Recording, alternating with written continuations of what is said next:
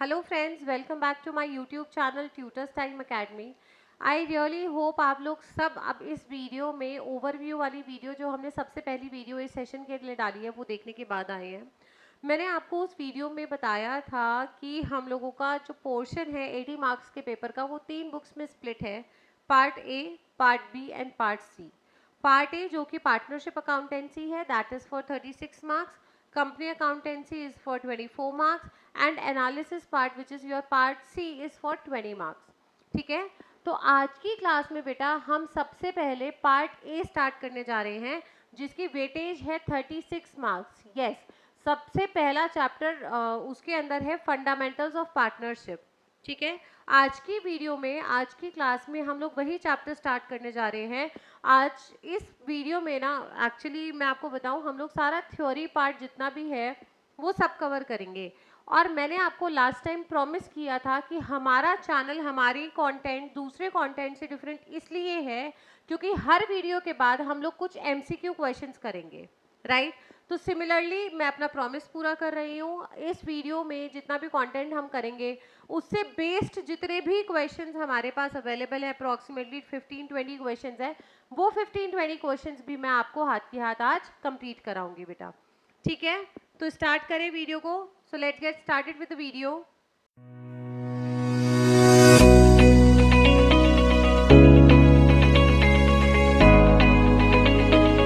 हाँ जी बेटा, जैसा कि आप स्क्रीन पे देख सकते हो notes are in the hand written form. कोई भी एक पर्टिकुलर बुक को बेस मानकर ये नोट्स तैयार नहीं किए गए हैं. रादर ये जो नोट्स है ना बेटा ये 2-3-4 बुक्स का कॉम्बिनेशन है. जैसा कि मैंने आपको कल की क्लास में प्रॉमिस किया था, हम डीके गोयल भी लेंगे, टीएस गरेवाल भी लेंगे, वी वॉसन भी लेंगे टुगेदर विद और आपकी जितनी भी अच्छी अच्छी बुक्स हैं सबसे मिलाकर के हमने ये नोट्स को कंपाइल किया है और इनको रेडी किया है. ठीक है, स्टार्ट करते हैं. हमारा चैप्टर जो है वो है बेटा fundamentals of partnership. Fundamentals of partnership मैंने आपको कल बताया था पार्ट ए यानी कि पार्टनरशिप अकाउंट्स टोटल 36 मार्क्स की वेटेज रखता है बेटा. कितने मार्क्स की वेटेज रखता है? 36 मार्क्स की. 36 मार्क्स की वेटेज के अंदर ये पहला चैप्टर है और इस चैप्टर के individual weightage at least 7 to 8 marks है. कितनी है बेटा? 7 to 8 मार्क्स. यानी कि पूरी बुक का ऑलमोस्ट 20% वेटेज ये अकेला चैप्टर आपका कंसीडर करता है. ठीक है, स्टार्ट करते हैं. तो सबसे पहले लिखा है in India any contract of partnership is governed bye partnership act 1932. यानी कि इंडिया में किसी भी अग्रीमेंट को पार्टनरशिप बनने के लिए जो भी टर्म्स एंड कंडीशंस, जो भी रिक्वायरमेंट पार्टनरशिप एक्ट 1932 में बताई गई हैं उनको कंप्लीट करना कंपलसरी है. ठीक है, section 4 of partnership act 1932 defines the partnership. ये बहुत इंपॉर्टेंट है. सेक्शन नंबर कौन सा है बेटा आपका? Section 4 of Indian partnership act 1932.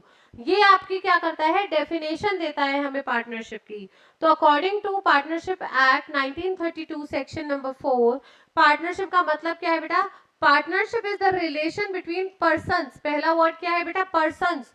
Persons आपको पढ़ के समझ में आ गया होगा. एकदम से क्लिक करना चाहिए कि ये वर्ड सिंगुलर नहीं लिखा हुआ है, यहाँ पर प्लूरल वर्ड लिखा हुआ है. यानी कि मिनिमम 2 लोग होने चाहिए. मैक्सिमम की बात अभी करेंगे आगे चल के, बट मिनिमम कितने लोग होने चाहिए? 2 लोग होने चाहिए जिन्होंने आपस में क्या किया है? ये अग्रीमेंट किया है कि वो to share the profits of a business. To share the profits of a business यानी कि उन्होंने आपस में ये अग्रीमेंट किया है कि जो भी बिजनेस होगा उससे जो भी प्रॉफिट अर्न किया जाएगा उस प्रॉफिट को ये लोग आपस में क्या करेंगे बेटा? शेयर करेंगे, right? The business carried on by all or any one of them acting for all. चाहे उस बिजनेस को सभी व्यक्ति, सभी पार्टनर्स मिलकर के चला रहे हैं, मिलकर के मैनेज कर रहे हैं, या कोई एक या 2 पार्टनर्स या कोई और number of partners, whatever is decided in the deed, वो नंबर ऑफ पार्टनर्स कुछ पार्टनर्स यानी कि मिलकर के उस बिजनेस को चला रहे हैं. आपने 11th क्लास में कॉन्सेप्ट पढ़ा होगा बेटा sleeping partner and working partner का. यहाँ पर वही कॉन्सेप्ट यूज किया गया है कि या तो सारे पार्टनर्स वर्किंग है यानी कि business is carried on by all, और या फिर कुछ पार्टनर्स स्लीपिंग है और कुछ पार्टनर्स वर्किंग है. ठीक है बेटा, यहाँ तक पॉइंट क्लियर हुआ? तो या तो वो बिजनेस सभी लोग मिलकर चला रहे हैं, यानी कि all are the working partners, या फिर कुछ पार्टनर्स जो है वो वर्किंग है, कुछ जो है वो स्लीपिंग पार्टनर्स है। क्लियर बेटा? देखो क्लास 11 तक हमने क्या सीखा ना, हमने ये सीखा कि ये हमारी डेफिनेशन है, इस डेफिनेशन के बाद ये हमारे फीचर्स है, कैरेक्टरिस्टिक्स है, इनकी हेडिंग याद करो, एक्सप्लेनेशन हम लिख ही देते थे अपने आप से। लेकिन क्लास 12 में अब हम लोग अगर इसी पैटर्न पे चलेंगे तो बेटा देखो अब हमारी ना लास्ट क्लास है कुछ सीखने की, ठीक है? इसके बाद सब लोग ना प्रोफेशनल कोर्सेज की तरफ जाते हैं, ये बेसिक चीजें आपको कोई नहीं बताएगा। हम लोग क्या करेंगे, हम लोग क्लास 12 में कोशिश करेंगे कि जो हमने डेफिनेशन पढ़ी है उस डेफिनेशन से ही जितने भी फीचर्स या कैरेक्टरिस्टिक्स है हम उनकी डेराइव कर लें। जैसे कि आपने डेफिनेशन में यहाँ पर पढ़ा कि partnership is the relation between the persons, तो सबसे पहले फीचर क्या आ गया हमारा, पर्सन, यानी कि दो लोग होने चाहिए कम से कम, मैक्सिमम की लिमिट मैं भी बताती हूँ। हु हैव अग्रीड, यानी कि एक अग्रीमेंट होना चाहिए। To share, they are willing to share the profits of the business, यानी कि बिजनेस जो है वो एक तो लीगल होना चाहिए और दूसरा प्रॉफिट मेकिंग होना चाहिए। चैरिटेबल पर्पस के लिए जो बिजनेस आप करेंगे उसके लिए आप पार्टनरशिप नहीं कर सकते। इसके बाद उन्होंने बोला carried on by all or any one of them acting for all, यानी कि सारे पार्टनर्स या तो वर्किंग है या कुछ पार्टनर्स वर्किंग है, कुछ पार्टनर्स स्लीपिंग है। ये हमारे क्या निकल कर आए बेटा, ये हमारे फीचर्स निकल कर आए। अब एक एक करके पढ़ते हैं इन फीचर्स के लिए। फीचर्स में सबसे पहला पॉइंट आपको बताया गया है association of to or more person. Minimum number of partners कितने हैं, 2। Maximum number of partners 50। ये 50 की लिमिट जो है वो सेंट्रल गवर्नमेंट ने बताई है कंपनीज एक्ट 2013 के रूल नंबर 10 के अकॉर्डिंग। यानी कि यहाँ पर इंडियन पार्टनरशिप एक्ट ने क्या करा था ना, सेंट्रल गवर्नमेंट को पावर दे दी थी कि आपको लगता है आप जितने पार्टनर्स चाहे उतने पार्टनर्स के लिए यहाँ पर मैक्सिमम की लिमिट बना सकते हैं। सेंट्रल गवर्नमेंट ने ज्यादा मेहनत नहीं करी, ज्यादा दिमाग नहीं लगाया और क्या बोला, कंपनीज एक्ट 2013 के अकॉर्डिंग हम यहाँ पर भी लिमिट फिक्स कर देते हैं 50। ठीक है? एक बहुत मिस्टर चिंटू जो है वो बहुत इंटेलिजेंट बच्चे हैं, उन्होंने पूछा कि मैम एक क्वेश्चन है। मैंने कहा हाँ बेटा बोलो चिंटू। चिंटू ने पूछा कि मैम अगर फ्यूचर में सेंट्रल गवर्नमेंट इस लिमिट को बढ़ाकर 70, 80, 90 करना चाहे तो? बहुत सिंपल, कमेंट सेक्शन में आप इसका आंसर दीजिए। आपको क्या लगता है अगर आप फ्यूचर में सेंट्रल गवर्नमेंट इस लिमिट को बढ़ाकर 70, 80, 90 करना चाहे तो क्या वो एलिजिबल है करने के लिए? आई वेट फॉर 2 सेकेंड्स, आप कमेंट सेक्शन में कमेंट करके बताइए। हाँ जी बेटा, तो यस सेंट्रल गवर्नमेंट एलिजिबल है, सेंट्रल गवर्नमेंट के पास पावर है कि इस लिमिट को बढ़ाकर मैक्सिमम 100 तक वो कभी भी कर सकती है। ठीक है? चिंटू की एक बेस्ट फ्रेंड पढ़ती थी हमारे पास, चिंटी। चिंटी ने हमसे ये पूछा कि मैम मेरा भी एक क्वेश्चन है, क्या ये लिमिट कभी भी 100 से ऊपर यानी कि 102, 105, 110, 150 हो सकती है? तो यहाँ पर चिंटू उसके ऊपर बहुत जोर से हंसा और बोला अभी तो मैम ने बताया था कि मैक्सिमम लिमिट 100 हो सकती है, राइट? तो यस यहाँ पर चिंटू इज राइट कि maximum central government number of partners up to 100 तक नंबर बता सकती है। 100 से ऊपर नंबर्स ऑफ पार्टनर्स के लिए यहाँ पर लिमिट एप्लीकेबल नहीं होती। ये बहुत इंपॉर्टेंट पॉइंट है बेटा कि ये जो 50 की लिमिट है ये किसके द्वारा आई है, सेंट्रल गवर्नमेंट ने फिक्स करी है। कहाँ, कौन से एक्ट के अकॉर्डिंग आई है? कंपनीज एक्ट 2013 के अकॉर्डिंग। ठीक है? सेकेंड आपका फीचर आता है बेटा अग्रीमेंट, कि यहाँ पर एक अग्रीमेंट होना चाहिए। ये अग्रीमेंट ओरल भी हो सकता है, रिटर्न भी हो सकता है और इम्प्लाइड भी हो सकता है। इम्प्लाइड हो गया मतलब बाय डिफॉल्ट, ठीक है? जिसके लिए ओरल या रिटर्न नहीं हो रहा वो अपनी म्यूचुअल अंडरस्टैंडिंग से हम लोगों ने इम्प्लाइड अग्रीमेंट वहां पर कर दिया। ये एग्रीमेंट क्या करेगा, इस एग्रीमेंट से हमें म्यूचुअल राइट्स और mutual duties of the partners क्या होती है ये पता लगेगा। ये टॉपिक अभी हम आगे पढ़ेंगे कि किस पार्टनर के क्या राइट होते हैं, क्या ड्यूटीज होती हैं। तो बेसिकली पार्टनरशिप अग्रीमेंट जो होता है, इस अग्रीमेंट से किस पार्टनर का क्या राइट है, क्या रिस्पॉन्सिबिलिटी है, क्या ड्यूटी है, ये फिक्स किया जाता है। इसमें बेटा एक इंपॉर्टेंट क्वेश्चन आता है, who can not be admitted as a partner, who can not be taken as a partner. Firm में किसको पार्टनर की तरह आप नहीं कंसीडर कर सकते या उसके साथ पार्टनरशिप नहीं कर सकते? पहला, कोई भी अगर माइनर है, माइनर कौन हो गया बेटा, below the age of 18 years, ठीक है? दूसरा, पर्सन ऑफ अनसाउंड माइंड, यानी कि जिसकी दिमागी हालत सही नहीं है, पर्सन ऑफ अनसाउंड माइंड। जैसे हम मजाक में चिंटू ने चिंटी को बोल दिया चल तू तो पागल है, ऐसे नहीं, तो हम ऐसा नहीं है कि चिंटी के साथ कोई पार्टनरशिप नहीं की जा सकती। चिंटी के पास एक प्रॉपर मेडिकल सर्टिफिकेट होना चाहिए, जिससे जो बेस्ट डॉक्टर्स हैं वो ये प्रिस्क्राइब करेंगे कि यस चिंटी जो है वो अनडिस्क्वालिफाइड है, मतलब अनसाउंड माइंड की पर्सन है, उसकी दिमागी हालत स्टेबल नहीं है, only then we can not do agreement with Chinti. Otherwise Chintu के कहने से चिंटी पागल नहीं हो जाएगी, अनस्टेबल नहीं हो जाएगी। Next, person disqualified by law, person disqualified by any law, किसी और लॉ के अकॉर्डिंग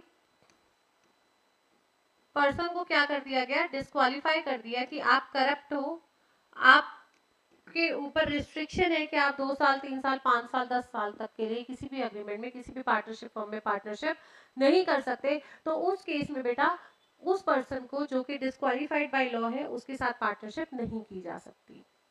क्लियर हो गया। नेक्स्ट आता है एग्जिस्टेंस ऑफ बिजनेस। यहाँ पर बिजनेस होना बहुत जरूरी है बेटा, बिजनेस होना बहुत जरूरी है। बिजनेस में हमारे 2 पॉइंट्स आते हैं। पहला, वो बिजनेस लीगल होना चाहिए, इलीगल बिजनेस के लिए की गई पार्टनरशिप को आप आगे जाके पार्टनरशिप एक्ट 1932 के अकॉर्डिंग गवर्न नहीं कर सकते। दूसरा, ये जो बिजनेस होना चाहिए प्रॉफिट मेकिंग के पर्सपेक्टिव से होना चाहिए, चैरिटेबल पर्पज से नहीं होना चाहिए। अगर कोई भी बिजनेस आप चैरिटेबल पर्पज के लिए कर रहे हो, चैरिटेबल रीजन से कर रहे हो, उसके लिए पार्टनरशिप एक्ट 1932 के अकॉर्डिंग गवर्न नहीं होती। पढ़ लेते हैं एक बार। Partnership is form for carrying on a business with the objective of earning profits. हमारा ऑब्जेक्टिव क्या होना चाहिए, प्रॉफिट मेकिंग होना चाहिए। दूसरा इन्होंने बोला कि partnership can not be done, there can be no partnership to do a social or a charitable work. Social या चैरिटेबल वर्क के लिए पार्टनरशिप यहाँ पर नहीं की जा सकती। थर्ड आता है joint ownership of a property does not constitute a partnership. यानी कि चिंटू और चिंटी ने मिलकर के एक प्रॉपर्टी खरीद ली, क्या अब ये पार्टनर्स बन गए, क्या ये पार्टनरशिप बिजनेस बन गया, नहीं। ठीक है, तो अगर कोई भी प्रॉपर्टी के ऊपर आपकी जॉइंट ओनरशिप है तो आप आपस में पार्टनर्स नहीं बन जाते। देन इन्होंने नेक्स्ट पॉइंट बोला है कि लॉफुल बिजनेस होना चाहिए, बट ऑब्वियस है बिजनेस लीगल होना चाहिए। इलीगल बिजनेस के लिए आपको इंडियन पार्टनरशिप एक्ट 1932 में प्रोटेक्शन नहीं मिलेगी। पढ़ लेते हैं। The business for which partnership is formed must be legal. An illegal business cannot be given protection under the provisions of Section 4 of Partnership Act 1932. Hence, business do not constitute partnership. इन्होंने बेटा बहुत अच्छी बात बोली। उन्होंने ये बोला कि अगर आपने कोई इलीगल काम के लिए पार्टनरशिप करी है, अगर आपने कोई इलीगल काम के लिए पार्टनरशिप करी है तो उसको पार्टनरशिप ही नहीं कहेंगे। तो पार्टनरशिप एक्ट 1932 में आने का तो कोई सवाल ही नहीं होता, यानी कि उसको डेफिनेशन ऑफ पार्टनरशिप के परव्यू से ही बाहर कर दिया गया। राइट। नेक्स्ट आता है प्रॉफिट शेयरिंग। जो अग्रीमेंट होगा अमंग द पार्टनर्स वो प्रॉफिट शेयरिंग रेशियो के बारे में बताया जाना चाहिए। हालांकि जरूरी नहीं है कि जो लॉसेस है वो सारे के सारे पार्टनर्स शेयर करें। यानी कि हमने जब टाइप्स ऑफ पार्टनर्स पढ़ा था तो हमने पढ़ा था कि इस तरीके के भी पार्टनर्स होते हैं जो सिर्फ प्रॉफिट में पार्टिसिपेट करते हैं और लॉसेस में पार्टिसिपेट नहीं करते। करेक्ट, यहाँ तक क्लियर हो गया। नेक्स्ट टॉपिक आपका आता है बेटा सबसे इंपॉर्टेंट कैरेक्टरिस्टिक, सबसे इंपॉर्टेंट फीचर, जो बिजनेस है वो carried on by all or any one of them acting for all. ठीक है, इसमें 2 पॉइंट्स आते हैं। Every partner is a principal as well as an agent, यानी कि relationship of principal and agent यहाँ पर एग्जिस्ट करता है। इसके अलावा principal of mutual agency, relationship of mutual agency यहाँ पर एग्जिस्ट करता है। मतलब समझाती हूँ, मैं चिंटू चिंटी, ठीक है, 3 पार्टनर्स थे। 3 पार्टनर्स थे तो फिर हम लोगों का मानिए कि मेडिसिन का बिजनेस था, मेडिसिन मैन्युफैक्चरिंग में काम करते थे। एक और पार्टनर है खुराफाती, ठीक है, उसका नाम है मानिए पिंटा। ठीक है, चिंटू चिंटी मैं पार्टनर्स हैं और पिंटा एक बंदा है, नाम से पता लग रहा है खुराफाती दिमाग का आदमी होगा। ठीक है, अब पिंटा ने क्या किया, ये डुप्लीकेट मेडिसिन बनाता था। ठीक है, पिंटा ने क्या किया, पिंटा ने बोला कि मैं डुप्लीकेट मेडिसिन बनाता हूँ। चिंटू को सेट कर लिया और चिंटू को बोला कि यार तुम एक काम करो, अपने ओरिजिनल मेडिसिन के साथ ये डुप्लीकेट मेडिसिन को क्या कर दो, मिक्सिंग कर दो इनकी। और मिक्सिंग करने के बाद आप क्या करेंगे, मतलब हम इस मेडिसिन को सेल करेंगे एट द ओरिजिनल प्राइस, जिसकी वजह से जो भी प्रॉफिट्स आएगा वो सिर्फ चिंटू और पिंटा शेयर करने वाले थे। यानी कि चिंटी और मुझे तो इस बारे में पता भी नहीं था। राइट। तो इन्होंने ऐसा किया, कुछ टाइम ऐसा किया, उसके बाद एक कोर्ट केस फाइल हो गया। कोर्ट केस फाइल हुआ तो ये पता लगा कि चिंटू ने पिंटा के साथ मिलकर के बेईमानी करी है। यहाँ पर कोमल और जो चिंटी थी वो क्या थी, इनोसेंट थी। क्या अब यहाँ पर जब पुलिस आएगी उनको पकड़ने के लिए, तो वो तीनों पार्टनर्स को पकड़ेगी या सिर्फ चिंटू को पकड़ा जाएगा? आपको क्या लगता है, बताएं कमेंट सेक्शन में कमेंट करके इसका आंसर दीजिए कि सिर्फ चिंटू को कल्प्रिट ठहराया जाएगा और चिंटू को सजा होगी, या कोमल और चिंटी भी कल्प्रिट ठहराई जाएंगी और उनको भी इंडियन पार्टनरशिप एक्ट 1932 के अकॉर्डिंग यहाँ पर पनिशमेंट मिलेगी? ठीक है बेटा, मैं इसका जवाब देती हूँ।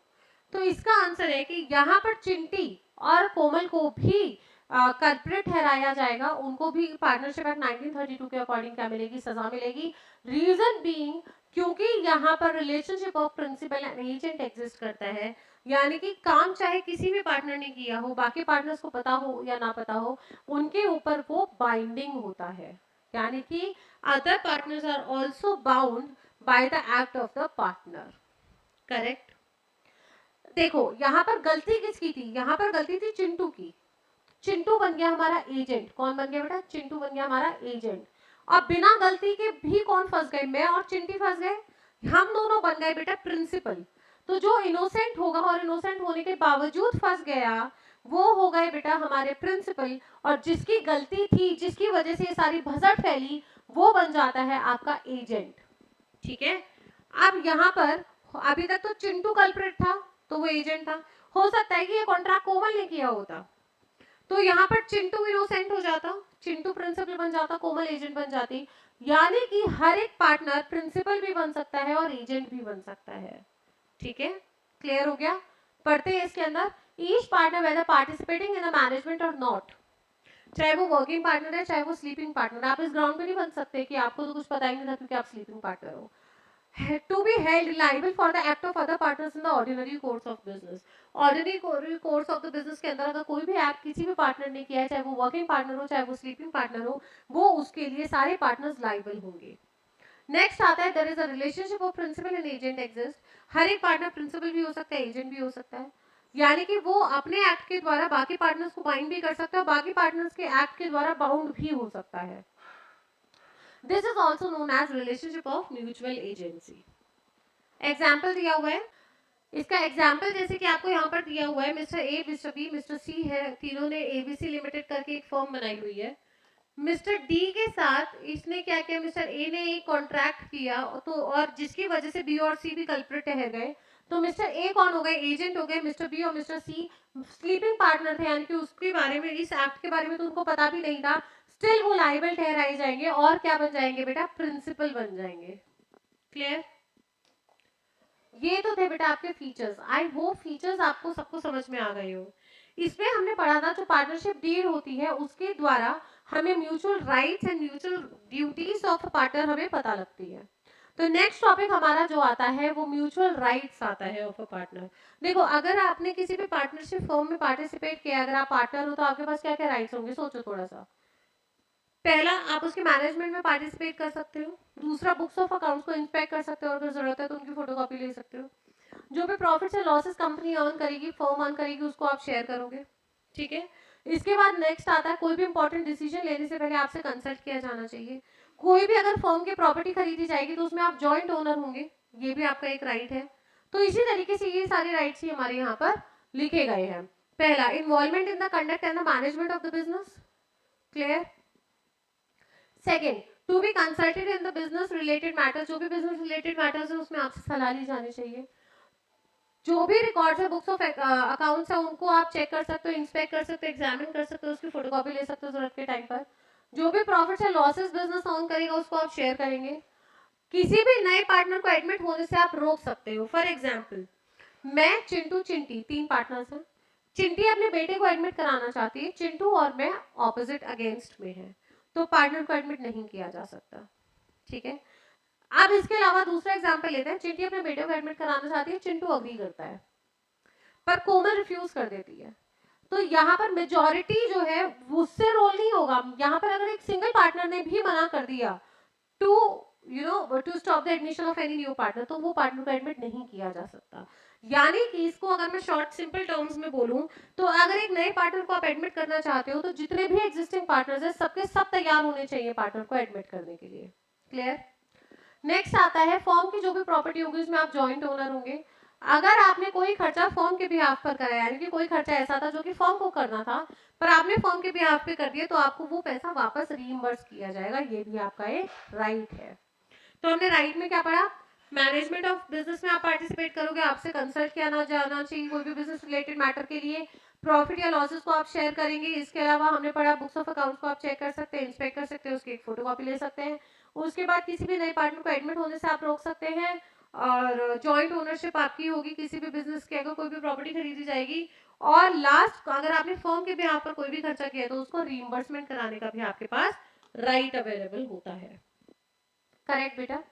आगे बढ़ते हैं ड्यूटीज। देखिए सिर्फ राइट्स ही नहीं मिलते जब आप पार्टनर बनते हैं, आपकी कुछ जिम्मेवारियां भी होती है, आपकी कुछ ड्यूटीज भी होती है पार्टनरशिप के फर्म के टुवर्ड्स अदर पार्टनर्स के टुवर्ड्स, वो भी आपको फुलफिल करनी चाहिए। जैसे सबसे पहला आता है, जो भी बिजनेस आप करेंगे, जो भी आपकी एक्टिविटी है, उसको डिलीजेंटली करेंगे, यानी कि ईमानदारी से करेंगे। दूसरे पार्टनर्स के टुवर्ड्स फेथफुल रहेंगे। कोई भी अपना इंटरेस्ट बिना बाकी पार्टनर्स की मर्जी से आप किसी और को ट्रांसफर नहीं कर सकते। ठीक है। नेक्स्ट आता है, जो भी आपके पास अथॉरिटी है, चाहे वो एक्सप्रेस्ड है चाहे वो इम्प्लाइड है, उस अथॉरिटी के बाउंडेशन के अंदर ही, उस अथॉरिटी के अकॉर्डिंग ही आप एक्ट करेंगे, उसके परव्यू से बाहर आप एक्ट नहीं करेंगे।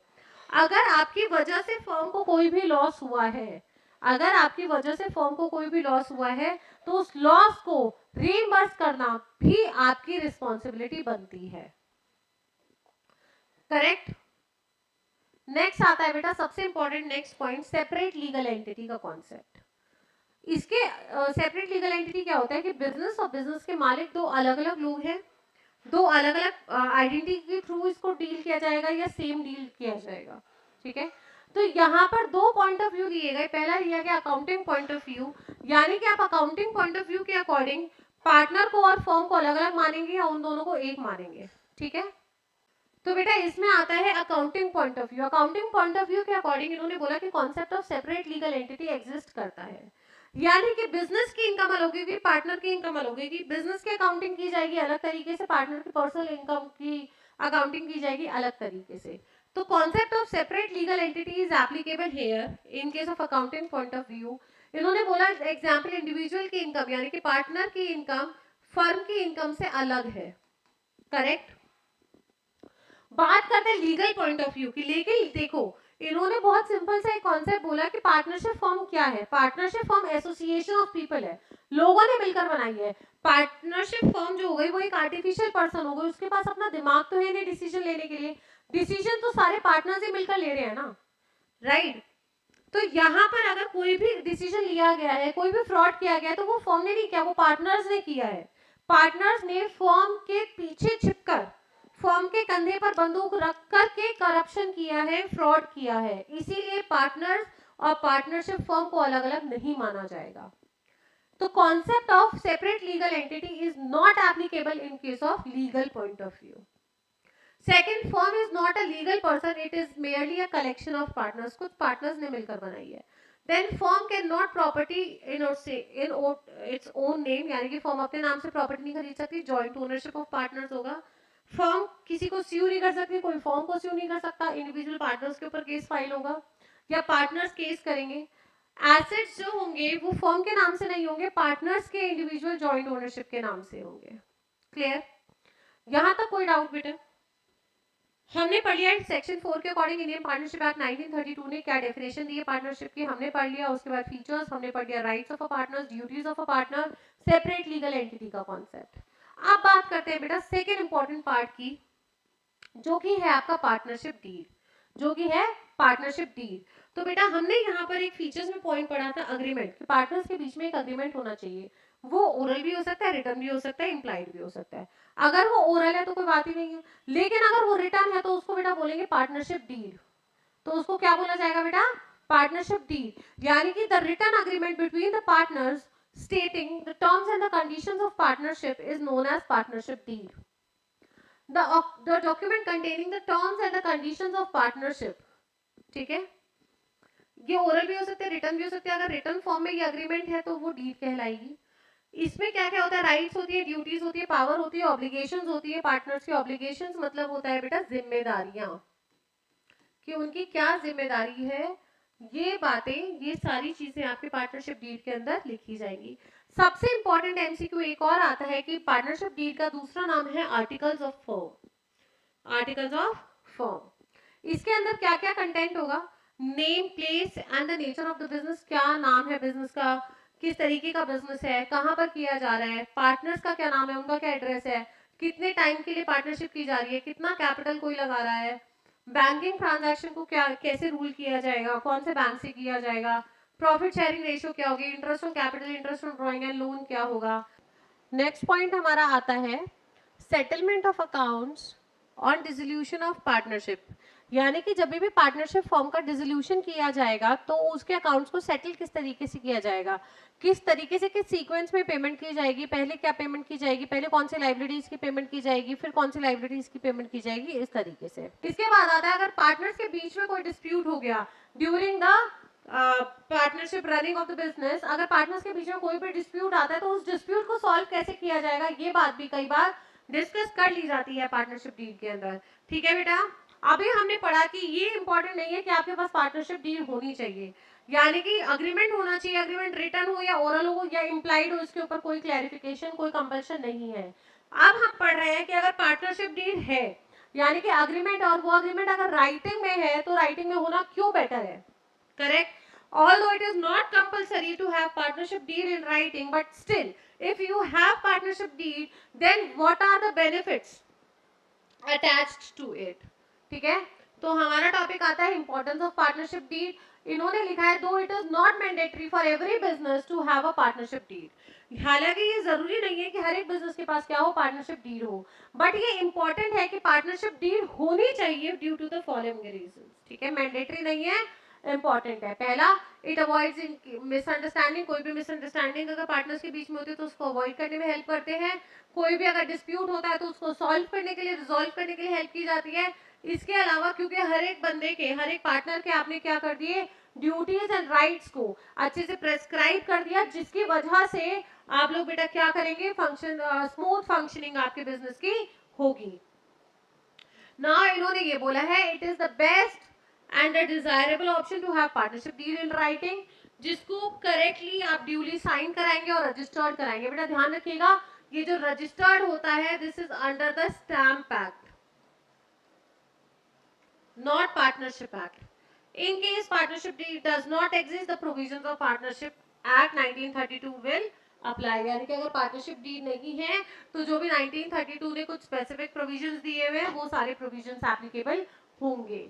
अब इन्होंने लास्ट पॉइंट बोला है पार्टनरशिप एक्ट का के अकॉर्डिंग पार्टनरशिप डीड का रजिस्ट्रेशन कंपलसरी नहीं है, यानी कि ये ऑप्शनल है, आपकी मर्जी है रजिस्ट्रेशन कराने की तो आप रजिस्ट्रेशन कराइए, अगर आपकी मर्जी नहीं है तो 1932 के अंदर रजिस्टर कराने की तो ये कंप्लीटली ऑप्शनल है।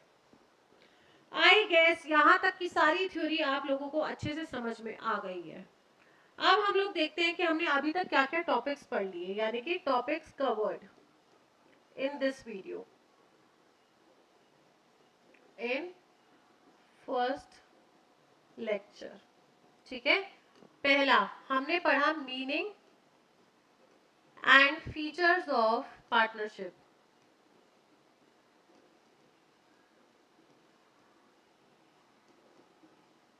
Section 4 of Indian partnership act 1932 के अकॉर्डिंग, राइट, पहला हो गया।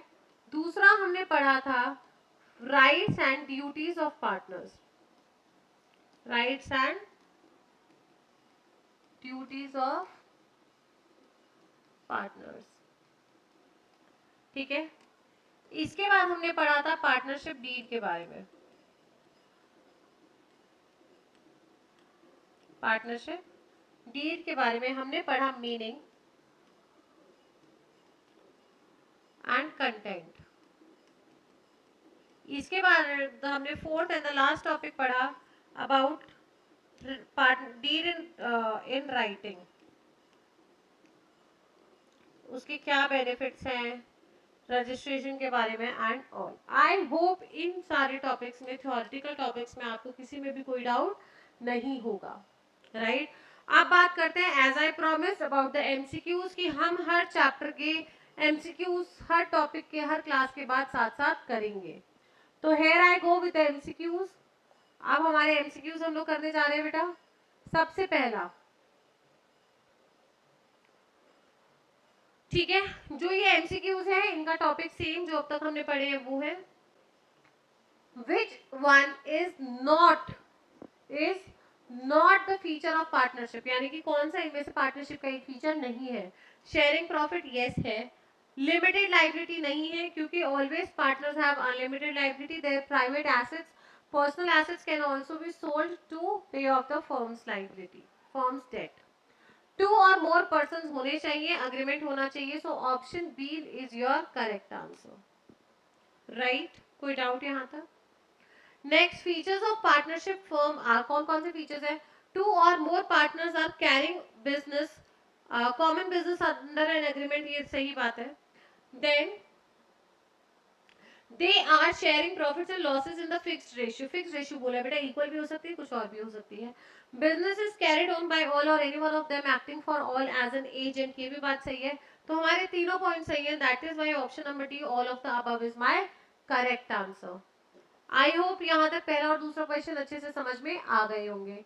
Let's move on to the next question. The next question is following are the essential elements of partnership firm except, किस मतलब 4 पॉइंट्स दिए हुए हैं, चारों में से कौन सा आपका पार्टनरशिप फर्म के लिए एक इंपॉर्टेंट पॉइंट नहीं है? एटलीस्ट 2 पार्टनर्स होने चाहिए, correct. There is an agreement between all the partners, correct. Equal profit sharing ratio, क्या हमेशा प्रॉफिट शेयरिंग रेशियो इक्वल रहेगी? नहीं, नॉट पॉसिबल, ठीक है। Then option number C will be my correct answer. Fourth point पढ़ लेते हैं। Partnership agreement is for some business and that business should be legal and profitable. In the absence of any partnership agreement, the profit and losses of the firm are shared equally. ठीक है, अगर ratio बताइए तो उसमें करेंगे, नहीं बताइए तो इक्वली करेंगे। Next, in case of partnership, the act of any partner is relationship of principal and agent. Features of partnership के अंदर पहला, binding on all the partners, binding on that partner only, मतलब जो कर रहा है, binding on all the partners except the particular partner, किसी एक बंदे को पार्टनर को छोड़ के बाकी सारे पार्टनर्स पे एप्लीकेबल होगा, and none of the above. तो बेटा it is always binding on all the partners, so option number A is your correct answer. Got it? आगे मूव करते हैं।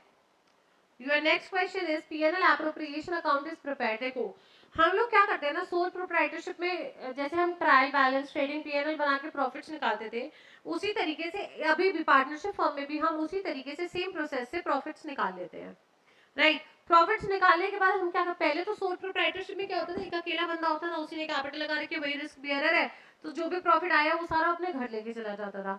बट अब क्या है, मल्टीपल पार्टनर्स है, राइट। अब मल्टीपल पार्टनर्स है तो उनके बीच में जो भी प्रॉफिट आया उसको डिस्ट्रीब्यूट करना पड़ेगा, जिसके लिए पीएनएल एप्रोप्रिएशन अकाउंट बनाया जाता है, राइट। तो पहला ऑप्शन क्या है, पीएनएल एप्रोप्रिएशन अकाउंट बनाया जाता है to find out the net profits, गलत। To find out divisible profit, right. To create reserve, none of the above, so option number B is your correct answer. ठीक है बेटा। Next आता है, which of the following statement is true, इनमें से कौन सी स्टेटमेंट ट्रू है? A minor can not be admitted as partner, minor can be admitted as partner only into the benefits of the partnership. A minor can be admitted as a partner, but his rights and liabilities are as same as of the other adult partners.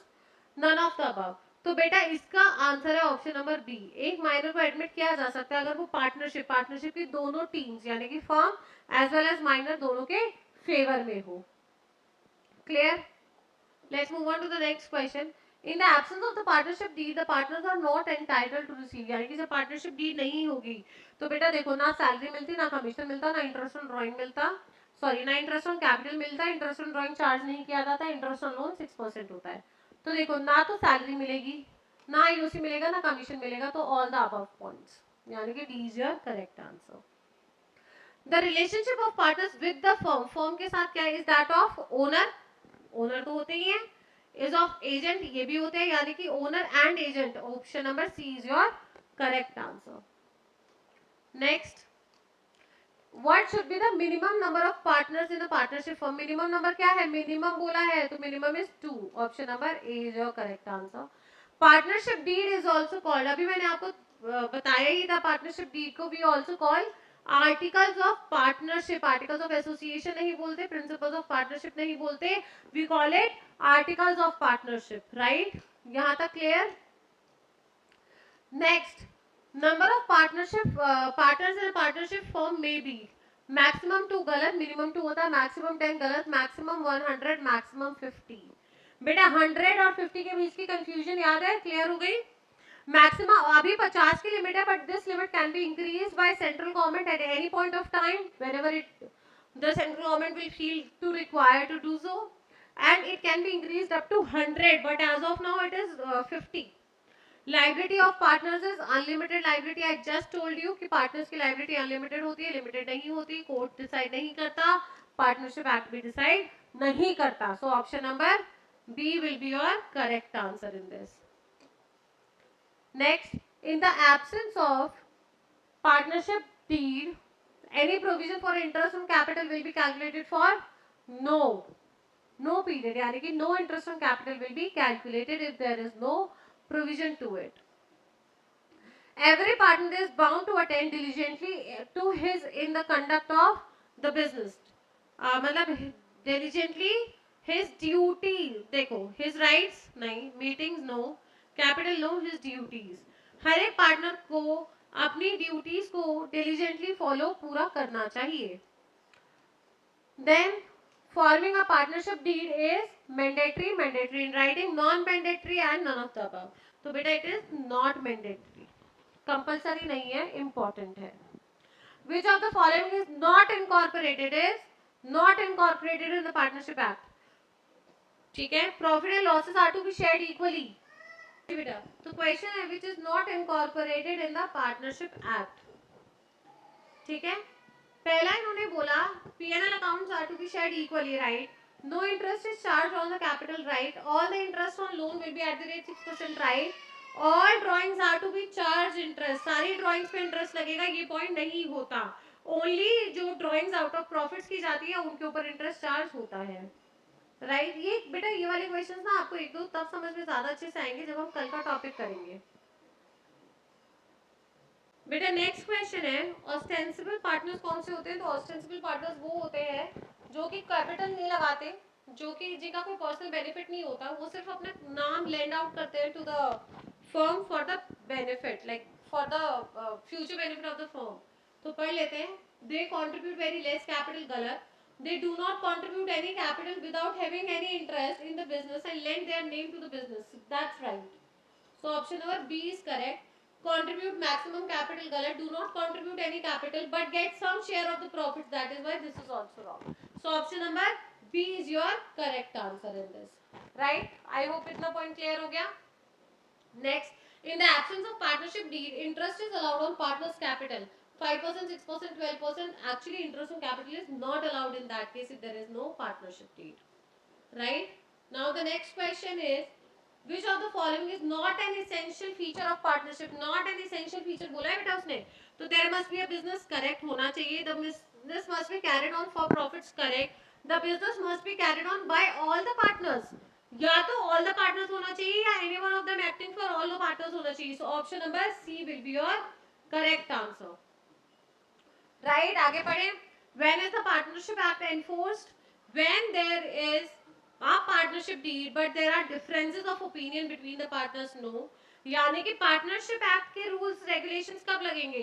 जब partnership deed है और सबके opinions अलग अलग हैं तब, या capital contribution अलग अलग है तब, या आईओसी और सैलरी के बारे में नहीं बताया पार्टनरशिप डीड में तब, या फिर आपका there is no partnership deed. So बेटा whenever there is no partnership deed, only then the provisions of Partnership Act 1932 shall apply. Got it? I hope यहाँ तक बेटा सब समझ में आ गया along with the MCQ practice. कोई डाउट तो नहीं है? किसी भी तरीके का कोई डाउट होता है आप हमें कमेंट सेक्शन में बता सकते हैं. इस वीडियो को ज्यादा से ज्यादा अपने फ्रेंड्स, फैमिली या फिर जो भी बच्चे CUET की तैयारी कर रहे हैं, CPD की तैयारी कर रहे हैं, CS फाउंडेशन की तैयारी कर रहे हैं, उनके साथ शेयर कीजिए. अपना फीडबैक कमेंट सेक्शन में मेंशन करना ना भूलें. अगर आप चाहते हैं हम किसी पर्टिकुलर टॉपिक या दूसरे सब्जेक्ट के किसी टॉपिक के ऊपर वीडियो बनाएं तो वो भी आप हमें कमेंट सेक्शन में बता सकते हैं. आई होप आपको वीडियो पसंद आई होगी, कंटेंट पसंद आया होगा. कंटेंट जो आपने क्वेश्चंस किए MCQ, इनसे आपको कॉन्फिडेंस बहुत बूस्ट हुआ होगा. अगर आपका कोई भी फीडबैक, कोई भी सजेशन है हमें लेके, हमारे मेथोडोलॉजी को लेके, तो आप कमेंट सेक्शन में जरूर बताना बेटा। I really wish you all the luck for your grade 12। कोशिश करेंगे, कोशिश क्या करेंगे, 110% जिस तरीके से आज की वीडियो हमने कंप्लीट किया, पूरा कॉन्सेप्ट एक्सप्लेन करने के बाद एमसीक्यू प्रैक्टिस के साथ, इसी तरीके की सारी वीडियोस आने वाली आपके साथ हम लोग करेंगे। ठीक है बेटा, okay bye, take care, see you in the next class बेटा, बाय।